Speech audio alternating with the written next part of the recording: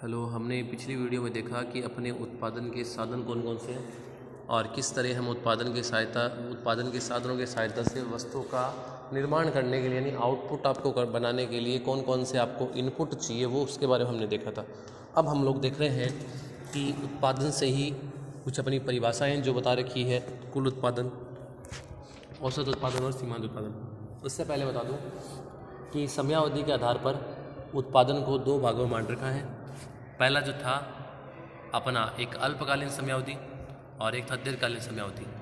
अल्पकालीन जो समयावधि थी उसमें जो बता रखा है कि आपके उत्पादन के जो साधन हैं उनमें कुछ वेरिएबल जो बता रखा है वो है उत्पादन का साधन, वो है श्रम, और जो बाकी जो है वो अपने स्थिर साधन जो बता रखे हैं।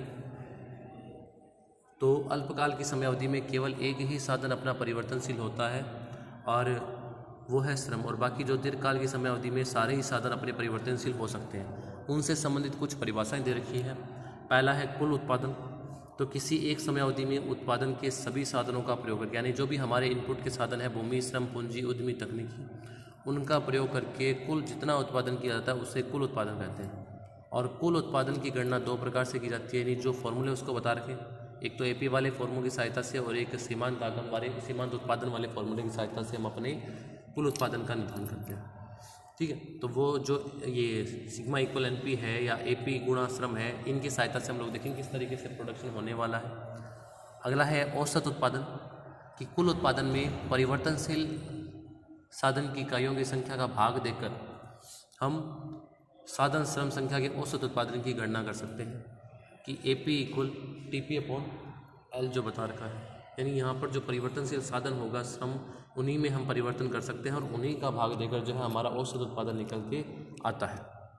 उससे अगला है सीमांत उत्पादन। सीमांत उत्पादन होता है कि एक मतलब कि ये जो भी परिभाषाएं हम लोग पढ़ रहे हैं ना, ये अल्पकालीन को ध्यान में रखते हुए पढ़ रहे हैं कि अल्पकाल में अपना जो उत्पादन का साधन परिवर्तनशील होता है वो है श्रम, कि श्रम को परिवर्तन करने पर क्या उत्पादन पर क्या प्रभाव पड़ता है उसके बारे में हम लोग पढ़ने वाले हैं। सीमांत उत्पादन बताता है कि श्रम की एक अतिरिक्त इकाई लगाने पर, श्रम की इकाइयों को एक अतिरिक्त इकाई लगाने पर आपके कुल उत्पादन पर क्या फ़र्क पड़ता है। श्रम की एक अतिरिक्त इकाई लगाने पर कुल उत्पादन पर क्या फ़र्क पड़ता है, उसको सीमांत उत्पादन कहते हैं। किसी परिवर्तनशील साधन, और परिवर्तनशील साधन हमारा यहाँ पर केवल और केवल लेबर ही है। श्रम जो है परिवर्तनशील साधन की मात्रा में एक इकाई का परिवर्तन करने पर, यानी श्रम की एक इकाई बढ़ाने पर, आपका एक इकाई बढ़ाने पर, श्रम की एक संख्या बढ़ाने पर आपके कुल उत्पादन पर क्या फ़र्क पड़ता है। तो परिवर्तन साधन की मात्रा में एक इकाई का परिवर्तन करने के कारण कुल उत्पादन में जो परिवर्तन होता है उस साधन का सीमांत उत्पादन कहते हैं। तो फॉर्मूला जो बन गया डेल्टा टीपी बटे डेल्टा एल, कि आपका कुल उत्पादन में क्या परिवर्तन हुआ, श्रम की इकाइयों में परिवर्तन करने पर, उसका जो संबंध जो होता है वो हमारा सीमांत उत्पादन कहलाता है। तो ये जो आगे बता रखा है इस तरीके से, इस फॉर्मूले की सहायता से भी हम लोग निकाल सकते हैं टीपी जो आपका पहले कितना था और अब कितना था, उसमें जो परिवर्तन हुआ है वो आपका एमपी है। तो उपयुक्त तालिका से उस पर आधारित आगे दिए गए कुल उत्पादन, औसत उत्पादन, सीमांत उत्पादन वर्ग को समझते हैं कि इस सारणी को हम लोग देखते हैं कि अपना जो भूमि हेक्टेयर जो बता रखा है ये स्थिर है, और हमें पता है कि अल्पकाल में ये उत्पादन के साधन अपने स्थिर रहने वाले, ये श्रम की इकाइयाँ इस तरीके से ये बढ़ती चली जाती है। तो आपका टीपी एपी एमपी पर क्या फ़र्क पड़ता है। तो मैं टीपी को देखूँ तो ये तो एक सामंजस्य जो बता रखा है कि इसको टीपी तो आपका दिया हुआ आएगा, नहीं दिया होता तो हम एपी और एमपी की सहायता से टीपी को निकाल सकते हैं, और एपी एमपी नहीं है तो डायरेक्ट टीपी को निकालना एक मुश्किल टास्क है।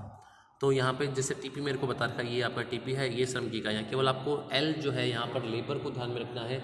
तो यहाँ पर एपी की बात करें, औसत उत्पादन, एपी इक्वल क्या होता है टीपी अपॉन एल, तो 0/0 आ गया। फिर टीपी 5/1 5, 12/2 6, 21/3 7, 28/4 7, 30/5 6, और फिर जो बता रखा है आपका 30/6 5 और 28/7 4, ये आपका एपी आ चुका है। टीपी आपको दे रखा था। तो यहाँ पर पहले हम टीपी और एपी में थोड़ा सा रिलेशन देखें कि श्रम की इकाइयों को बढ़ाने पर आपका जो टोटल प्रोडक्शन है, कुल उत्पादन है जो वो बढ़ता है। ये देखो बढ़ भी रहा है, जैसे 5 हुआ, फिर 12 हुआ, 21 हुआ, बढ़ता है। ठीक है, प्रारंभ में तो ये तेज़ गति से बढ़ता है, लेकिन फिर इसकी स्पीड थोड़ी सी धीरे गति से 28 हुआ, 30 हुआ, और जहाँ पर आपके ये हो क्यों रहा है, ये है कि जहाँ पर आपका उत्पादन अधिकतम हो गया ना, ये है कि जो हमारे स्थिर साधन हैं उन स्थिर साधनों पर जितने हमारे परिवर्तनशील साधन हमें चाहिए उन परिवर्तनशील साधनों का सामंजस्य जहाँ पर 100% स्थापित हो जाएगा, मतलब उनका तालमेल स्थापित हो जाएगा कि इतने स्थिर साधनों के लिए इतने लेबर चाहिए, तो जब तक नहीं होगा तब तक आपका प्रोडक्शन बढ़ेगा। जहाँ पर उन स्थिर साधनों का संचालन करने के लिए या जितने उनके लिए आवश्यक रूप से श्रम या संख्या चाहिए, जितने लेबर चाहिए वो लगा देते हैं, उसके बाद आपका उत्पादन नहीं बढ़ेगा, फिर आपका उत्पादन घटने लगेगा। औसत उत्पादन क्या है? तो औसत उत्पादन TP/L है। तो हमने TP को डिवाइड किया, L से ही अपना AP आ गया। AP में भी वही रोल है कि AP आपका बढ़ेगा, फिर वापस से ये घटने लग जाएगा। MP क्या है? MP जो आपको बताता है मार्जिनल प्रोडक्शन, जिसको कहते हैं सीमांत उत्पादन, जिसको कहते हैं कि ये जो बता रखा है सीमांत उत्पादन में कि आपका इसमें एक श्रम की एक इकाई बढ़ाने पर आपके TP में क्या चेंजेज आता है। जैसे 0 से 5 और 0 से 1 इकाई में परिवर्तन हुआ 1 का, TP में परिवर्तन हुआ 5 का, तो 5/1 5। फिर 5 से 12, जैसे ही श्रम की इकाई एक और बढ़ा दी तो आपका टोटल प्रोडक्शन कितना बढ़ गया।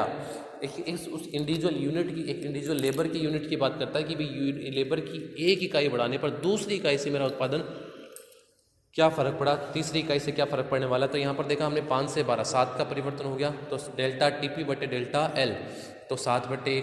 फिर 12 से 21 9/1, और 21 से 28 7 का परिवर्तन आ गया बट्टे 1, इधर भी 1 का परिवर्तन चल रहा है। 28 से 30 2, 30 से 30 0 का परिवर्तन, तो 0/1। फिर 30 से 28 माइनस होगा, तो -2/1। ये अपना आ चुका है MP में। कहीं ना कहीं क्या हुआ है कि अगर आप पहले देखोगे तो आपके पास भले कितने भी आपके पास स्थायी संसाधन हो आपके पास, लेकिन जब आपके पास श्रम की इकाइयाँ नहीं है, परिवर्तनशील साधन अगर आपके पास नहीं है, तो उस केस में आपका जो है वो TP है वो मतलब उत्पादन संभव ही नहीं है। तो उत्पादन करने के लिए श्रम की इकाई हमें चाहिए, और श्रम की इकाई बढ़ाने पर आपका TP, AP, MP पर क्या फ़र्क पड़ता है। मैं तीनों का एक साथ रिलेशन थोड़ा सा बता दूं कि श्रम की इकाइयाँ बढ़ाने पर TP आपका बढ़ेगा। TP कब तक बढ़ेगा? जब तक उन स्थिर साधनों के लिए जितनी हमारे पास भूमि श्रम पूंजी है उसके लिए जितने श्रम चाहिए, जब तक उनका सामंजस्य स्थापित नहीं होता था तब तक आपका प्रोडक्शन बढ़ेगा। और जहाँ पर उन साधनों को चलाने के लिए जितने आपके पास रिसोर्सेज जो है उनको चलाने के लिए जितने श्रम चाहिए ना, वो जब पर्याप्त मात्रा में हो जाएंगे उसके बाद आपका उत्पादन नहीं बढ़ेगा। उसके बाद अगर आप श्रम की इकाइयों को बढ़ाते हो तो आपकी लागत बढ़ने के कारण आपका प्रोडक्शन घटता ही चला जाएगा, फिर आपका प्रोडक्शन नहीं बढ़ेगा। फिर बात करें AP एवरेज प्रोडक्शन, तो एवरेज प्रोडक्शन में क्या हो रहा है? डेल्टा TP/डेल्टा L कि आपका औसत उत्पादन हम लोग निकाल रहे हैं, तो वो TP/L जो है वो हम निकालेंगे एवरेज। और MP जो है, MP आपका बताता है कि एक जो इकाई बढ़ाने पर, ये जो श्रम की इकाई जो हम लोग बढ़ा रहे हैं, इसको बढ़ाने पर आपके जो TP में चेंजेज हुआ है ना, मतलब कि इस इकाई को बढ़ाने से कितना परिवर्तन आ गया, फिर श्रम की और इकाई बढ़ा दी तो कितना परिवर्तन होगा, उस परिवर्तन को सीमांत उत्पादन कहता है। अब सुनना AP और MP का रिलेशन। औसत उत्पादन बढ़ता है, सीमांत उत्पादन उससे भी तेज गति से बढ़ेगा। स्पीड देख लो, यहाँ पे 5 हुआ, फिर 5, ये 6 हुआ तो ये 7, ये 7 हुआ तो ये 9। तो ये कहीं ना कहीं दिखाई दे रहा है कि जब औसत उत्पादन बढ़ता है तो सीमांत उत्पादन उससे भी तेज गति से बढ़ेगा। जब औसत उत्पादन घटना स्टार्ट हो रहा है 7 से 6, तो सीमांत उत्पादन उससे भी तेज गति से घट रहा है। जहाँ पर आपके स्थिर साधनों के लिए जितने परिवर्तनशील साधन चाहिए वहाँ पर सामंजस्य स्थापित हो जाता है, तो TP आपका मैक्सिमम हो चुका है, वहाँ पर MP आपका शून्य हो जाएगा। ये बता दें MP शून्य हो सकता है, माइनस में जा सकता है, लेकिन आपका AP कम नहीं होगा, ये पॉजिटिव ही रहने वाला है, कमी जरूर देखने को मिलेगी। तो ये इसमें कुछ रिलेशन था जो यहाँ पर हम तीनों की परिभाषाएं पढ़ी। अब इनको वही डायग्राम में देखोगे तो आपको जैसे जैसे श्रम की इकाइयाँ बढ़ाओगे TP आपका बढ़ेगा। C पॉइंट तक या D पॉइंट तक देख रहे हो थोड़ा सा तेज गति से बढ़ रहा है, क्योंकि यहाँ पर स्थिर साधनों का सामंजस्य भी पूर्ण रूप से जितने साधन चाहिए, श्रम की इकाइयाँ चाहिए, उन साधनों को चलाने के लिए उतनी आपने अभी तक पर्याप्त मात्रा में नहीं लगाई है, तो यहाँ तक बढ़ रहा है। फिर देखो D बिंदु के बाद E, F, फिर इनके बढ़ने की स्पीड बहुत धीरे हो गई है, लेकिन F बिंदु के बाद वापस, यानी F बिंदु तक हम बोल सकते हैं एक तरीके से 6 श्रम की इकाइयाँ काफ़ी है। अगर आपको इतना ही प्रोडक्शन आप कर सकते हो, उससे ज़्यादा आपके पास स्थिर जितने जो अल्पकाल की समयावधि में आपके पास जो स्थायी संसाधन है वो इतने नहीं है, तो उसके बाद आपका प्रोडक्शन गिरना ही स्टार्ट होगा। उसके बाद AP में भी वही, AP बढ़ेगा फिर वापस से गिरना स्टार्ट होगा। MP बढ़ता है फिर गिरेगा, और MP आपका माइनस में भी जा सकता है। तो देखो 0 से नीचे -3 में भी दिखा रखा है, तो ये माइनस में भी आपका जा सकता है। संबंध देख लें, औसत उत्पादन व सीमांत उत्पादन के परिवर्तन एक दूसरे से जुड़े हुए हैं, यानी दोनों का परिवर्तन, दोनों का संबंध एक दूसरे से रिलेटेड है कि एक के बढ़ने घटने पर क्या फर्क पड़ता है। औसत उत्पादन व सीमांत उत्पादन के परिवर्तन एक दूसरे से जुड़े होते हैं। सीमांत उत्पादन के तात्कालिक परिवर्तन को बताता है। सीमांत उत्पादन के परिवर्तन सदा औसत उत्पादन के परिवर्तन की तुलना में अधिक बढ़ते हैं, कि सीमांत उत्पादन में जो परिवर्तन होता है वो सदा ही औसत उत्पादन की तुलना में ज़्यादा होगा, चाहे वो घटने की बात हो चाहे बढ़ने की वृद्धि दर हो। जब सीमांत उत्पादन वक्र सदा औसत उत्पादन वक्र के ऊपर स्थिर होगा, सीमांत उत्पादन घटने पर सीमांत उत्पादन वक्र सदा औसत उत्पादन वक्र के नीचे स्थित होगा। तो ये जो बताना चाह रहा है कि जब औसत उत्पादन बढ़ता है ना तो सीमांत उत्पादन औसत उत्पादन के ऊपर होगा, जब औसत उत्पादन घटता है तो सीमांत उत्पादन औसत उत्पादन से तेज गति से घटता है, और औसत उत्पादन वक्र सीमांत उत्पादन की वक्र की तुलना में धीरे धीरे बढ़ता है, वह धीरे धीरे ही घटता है। यानी औसत उत्पादन के घटने की दर सीमांत उत्पादन के कंपेरिजन में धीरे होती है, जबकि सीमांत उत्पादन की दर जो है वो औसत उत्पादन की तुलना में तेज होती है। तो जब औसत उत्पादन बढ़ता है तो सीमांत उत्पादन अधिक तेज गति से बढ़ता है, विलोम से अतः औसत उत्पादन घटता है तो सीमांत उत्पादन अधिक तेज गति से घटता है। नेक्स्ट जो क्लास में है वो हम परिवर्तनशील अनुपातों का नियम देखेंगे। परिवर्तनशील अनुपातों का यही नियम है कि अल्पकाल में हमारा साधन परिवर्तनशील होता है, वो केवल श्रम है। श्रम के परिवर्तन होने पर आपका टीपी, एपी, एमपी पर क्या फर्क पड़ रहा है उसको विद डायग्राम तीनों को एक साथ बना के उसको शो करना कि कहाँ पर एक विवेकशील उत्पादन करता उत्पादन करेगा, वो हम देखेंगे नेक्स्ट वीडियो में। Thank you.